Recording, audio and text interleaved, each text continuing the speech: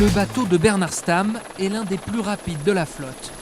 Il cache pourtant dans son ventre un laboratoire, un prototype de seulement 6 kilos, une pompe et 2 boîtiers placés au-dessus de la quille qui enregistrent en permanence des données scientifiques, la température de l'eau et la consistance du plancton.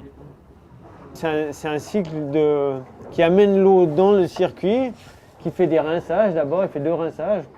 Ensuite, une fois que c'est rincé, il va remplir le système, figer l'eau pour le temps de la mesure, et après il va revider l'eau pour que, pas que ça pèse 1 tonne, quoi, voilà. Ce mini-laboratoire a été conçu et fabriqué par l'Université de Lausanne, mais c'est en France et en Bretagne que les données vont être exploitées. Océanopolis à Brest. Dans ce centre d'analyse de la vie marine, on étudie le zooplancton ou le phytoplancton. Ces micro-organismes sont le premier maillon de la chaîne alimentaire.